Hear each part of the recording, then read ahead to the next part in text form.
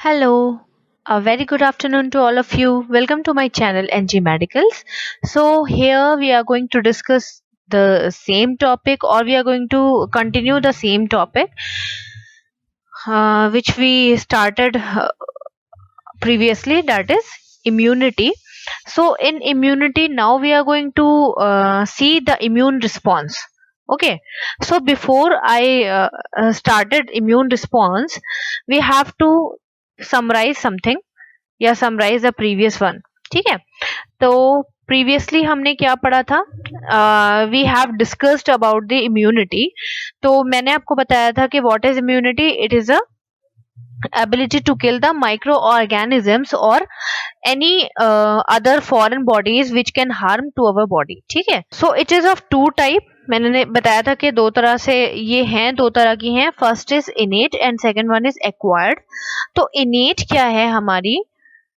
सो इनेट मैंने आपको बताया था कि इन मीन्स अंदर, नेट मीन्स न्यू बॉर्न. ठीक है, न्यू बॉर्न को जो अंदर ही मिल गई, मतलब पहले से ही मिल गई, मदर से मिल गई. जब बेबी जो है मदर के पेट में था तभी उसको जो इम्यूनिटी मिल गई, हाँ, वो लेके पैदा हुआ है वो इम्यूनिटी. ठीक है, उसको बोलते हैं इनेट इम्यूनिटी.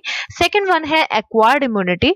तो एक्वायर्ड इम्यूनिटी क्या है कि वो इम्यूनिटी जो हमने ड्यूरिंग लाइफ हमने गेन की है. ठीक है, हम बाय बर्थ लेके उसको नहीं डिलीवर हुए थे, वो हमने हमारी जिंदगी जैसे चल रही है उस टाइम पे जितनी भी हमने इम्यूनिटी गेन की है उसको हमने बोलते हैं एक्वायर्ड इम्यूनिटी. ठीक है, सो एक्वायर्ड इम्यूनिटी फर्दर दो पार्ट में डिवाइड हो गई है, एक्टिव एंड पैसिव, जैसा कि आप देख सकते हो. तो एक्टिव क्या है?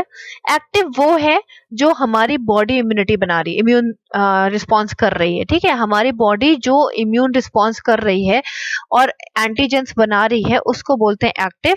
पैसिव मीन्स होता है जो एंटीजेंस हम बाहर से ले रहे हैं, वो सॉरी एंटीबॉडीज हम बाहर से ले रहे हैं. एक्टिव क्या है? एंटीबॉडीज हमारी बॉडी बना रही है.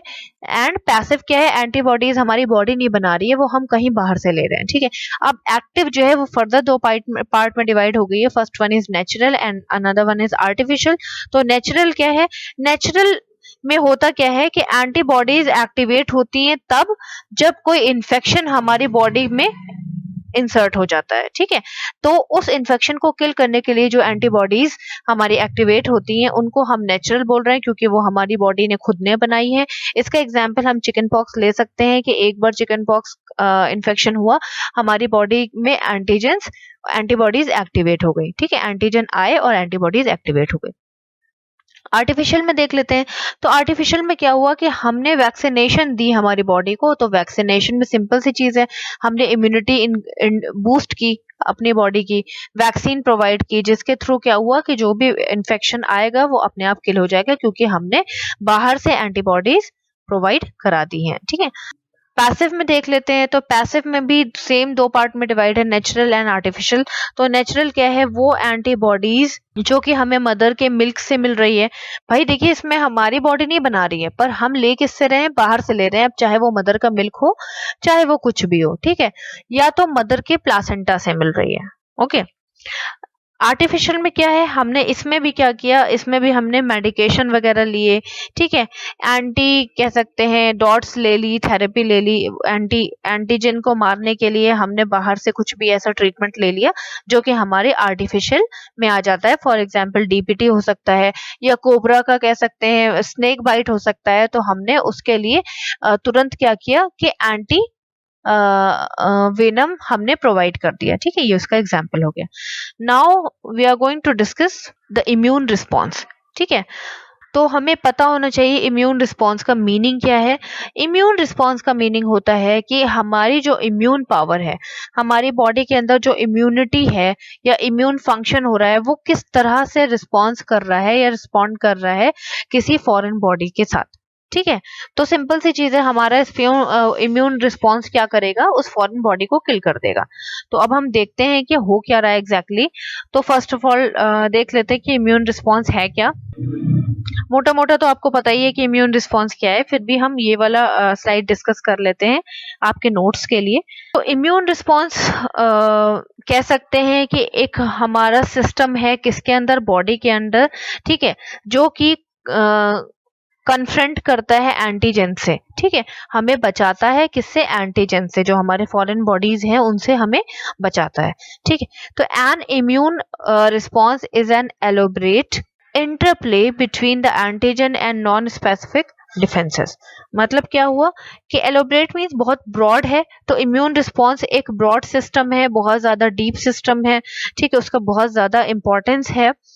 जो करता क्या है, इंटरप्ले कर रहा है। इंटरप्ले मीन्स होता है कि टू और more things affect each other, ठीक है। इसमें हो क्या रहा है, सिंपल सी चीज है, एंटीजन एंटीबॉडी रिएक्शन हो रहा है जिसको हमने इंटरप्ले कह दिया। तो सिंपल इन्होंने बताया हुआ है कि ये एक ब्रॉड फंक्शन है जो जिसमें हो क्या रहा है, एंटीजन एंटीबॉडी रिएक्शन हो रहा है।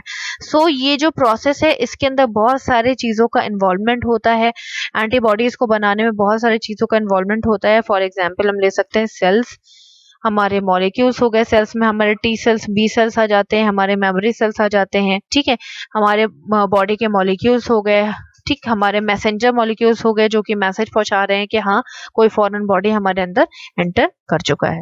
तो नेक्स्ट आ जाते हैं टाइप्स में, टाइप्स डिस्कस कर लेते हैं। It is of two type, primary and secondary.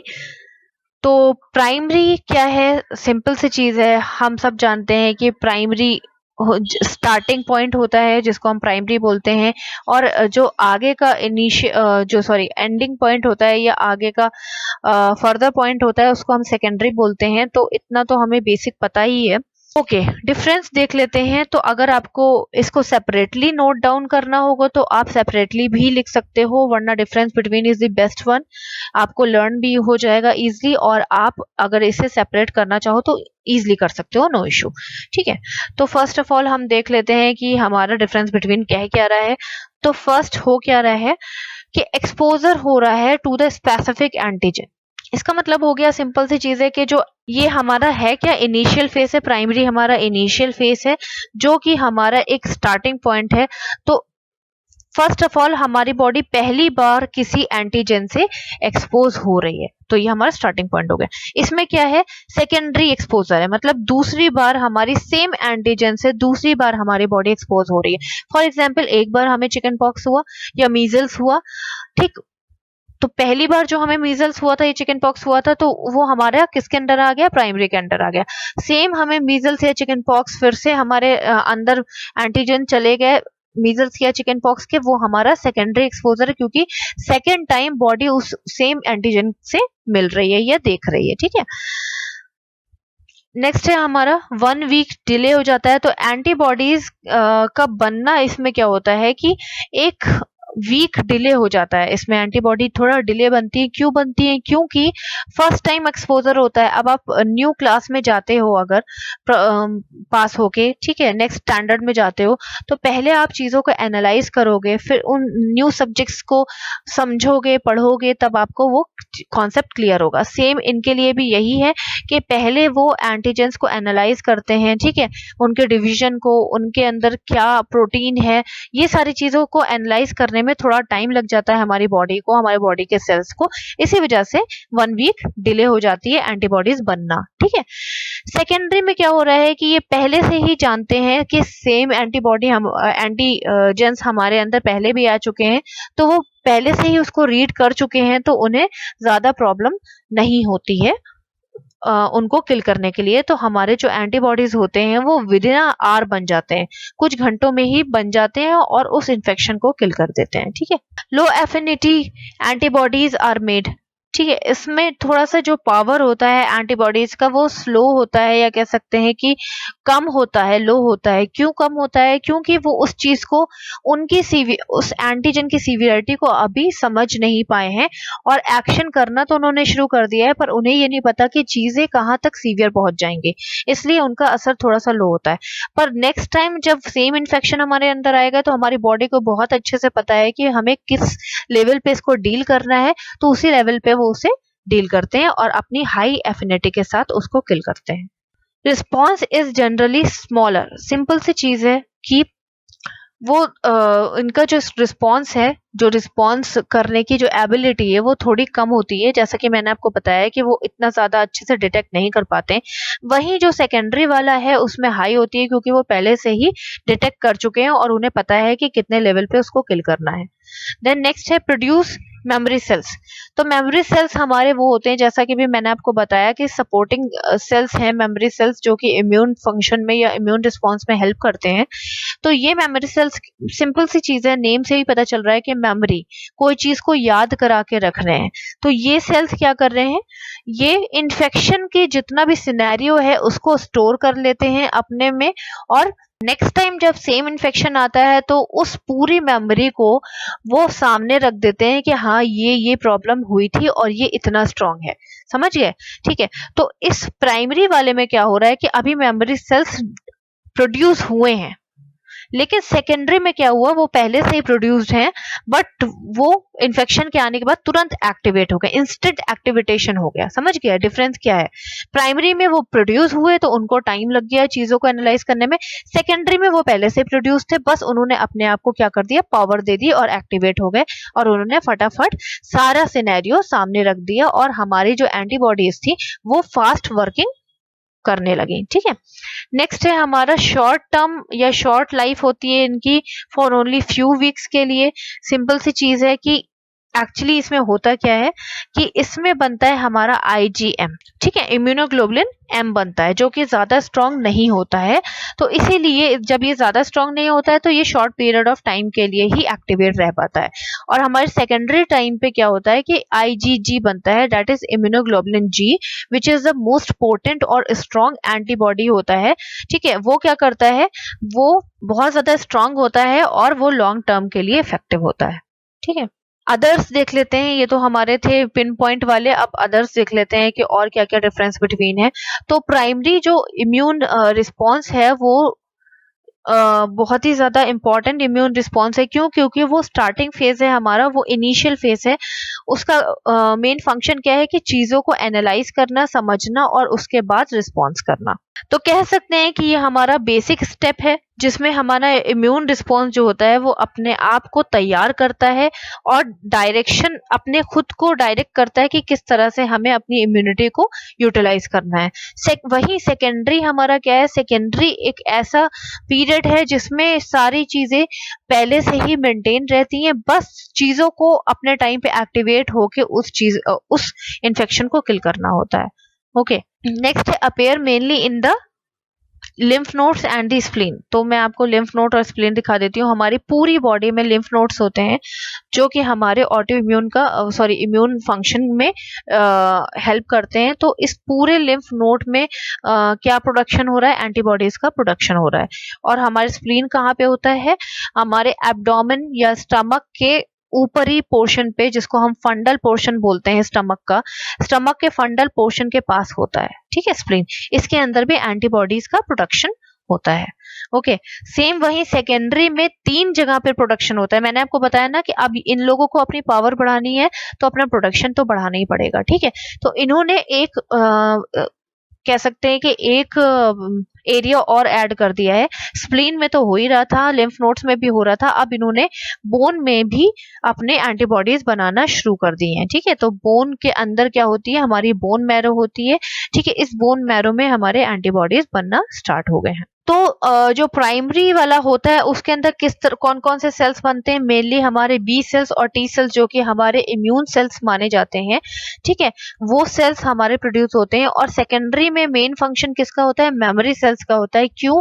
क्योंकि अगर मेमोरी सेल्स ने अपना काम सही से नहीं किया और सिनेरियो को लर्न नहीं करवाया या सिनेरियो को नहीं दिखाया कि ये सिनेरियो पहले हो चुका है, तो हमारी जो एक्टिविटेशन है एंटीबॉडीज का वो स्लो हो जाएगा, और स्लो होने की वजह से हमारे इम्यून सिस्टम अफेक्टेड हो जाएगा। ठीक है। Then lag phase is long, that is 4 से 7 डेज। अब लैग फेज क्या है, तो ये लैग फेज हमारे बैक्टीरियल ग्रोथ फेज को बोलते हैं, या किसी भी माइक्रो ऑर्गेनिजम्स के ग्रोथ फेज को हम लैग फेज बोलते हैं। तो इसमें जो है लैग फेज ज्यादा टाइम तक चल रहा है। देखिए 4 से 7 डेज तक चल रहा है। क्यों?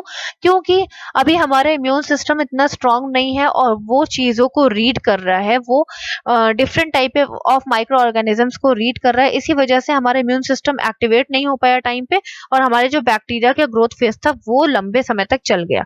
वहीं पे सेकेंडरी में क्या हुआ कि हमारा इम्यून सिस्टम मेमोरी सेल्स की वजह से तुरंत एक्टिवेट हो गया और बैक्टीरियल ग्रोथ को ज्यादा टाइम नहीं मिल पाया। तो इनका जो लैग फेज है, बैक्टीरियल ग्रोथ फेज है, वो कम है, दैट इज 1 से 4 डेज। ठीक है।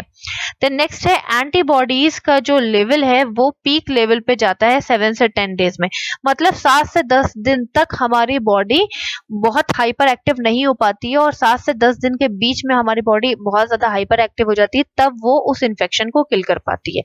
सेम अगर आप देखें सेकेंडरी में, तो सेकेंडरी में हमारी बॉडी को मेमोरी सेल्स ने सपोर्ट कर रखा हुआ है, तो हमारी बॉडी का जो इम्यून सिस्टम है वो बहुत जल्दी हाइपर एक्टिव हो जाता है और 3 से 5 दिन में ही वो इन्फेक्शन को किल कर देता है। नेक्स्ट देख लेते हैं ग्राफ के थ्रू कि ग्राफ हमारा क्या बताता है। आई थिंक आपको क्लियर हुआ होगा इम्यून रिस्पॉन्स। तो ग्राफ के थ्रू अगर हम देखते हैं, this graph is so important. अगर क्वेश्चन आता है तो आप ये ग्राफ बना दोगे तो आप अच्छे नंबर गेन करोगे। इस ग्राफ के अकॉर्डिंग यहाँ पे बताया हुआ है कि ये हमारा टाइम पीरियड है, ठीक है, और ये हमारा फेज है कि पीक फेज मतलब कि किस टाइम पे या कितने देर में हमारा जो है हो रहा है, कह सकते हैं कि एंटीबॉडी का रिएक्शन ये बता रहा है। ठीक है, कि एंटीबॉडी कब तक कंसंट्रेट कर पा रही है, कंसंट्रेट हो रही है। तो अगर हम ये 2 फेज में डिवाइड कर दिया गया है, प्राइमरी एंड सेकेंडरी, जैसा कि हम पहले पढ़ रहे हैं अभी इससे पहले वाली स्लाइड में। तो अगर आप देखो इसमें बहुत ज्यादा डिफरेंस है, दोनों फेज में बहुत ज्यादा डिफरेंस है। प्राइमरी में जैसे ही इन्फेक्शन आया, इनिशियल एक्सपोजर हुआ, स्टार्टिंग फेज हुआ, तो हमारी बॉडी ने पहले बहुत ज्यादा टाइम ले लिया। ये देखिए टाइम पीरियड शो कर रहा है, बहुत ज्यादा टाइम ले लिया अपने आप को एक्टिवेट करने में और इम्यून सिस्टम को जनरेट करने में और एक पीक लेवल एक्टिवेट करने में। देखिए ये रहा पीक लेवल, जो मैं आपको बता रही थी 7 से 10 दिन लग जाते हैं, तो यहाँ पे पूरे 7 से 10 दिन लग चुके हैं, तब जाके हमारे पास एक पीक लेवल आया है और इस पीक लेवल पे ही इन्फेक्शन को किल किया गया है। वहीं पे सेकेंडरी में देखिए जैसे ही इन्फेक्शन एंटर हुआ, मान लीजिए यहाँ पे जैसे ही इन्फेक्शन वायरस या बैक्टीरिया एंटर हो गए, तो हमारी बॉडी तुरंत ही हाइपर एक्टिव के फेज में जाने लगी। हमारा ग्राफ ऊपर उठने लगा है देखिए, और कितनी जल्दी 5 दिन में ही हमारा जो है पीक लेवल हमने गेन कर लिया है। और इस पीक लेवल की हेल्प से क्या हुआ कि जो भी माइक्रो ऑर्गेनिजम्स थे वो किल हो गए। सो आई थिंक आपको क्लियर हुआ होगा, इसमें कुछ भी ऐसा कंफ्यूजिंग नहीं है और आई थिंक मैंने आपको बहुत क्लियरली एक्सप्लेन किया है एक एक चीज। So thank you so much and have a nice day.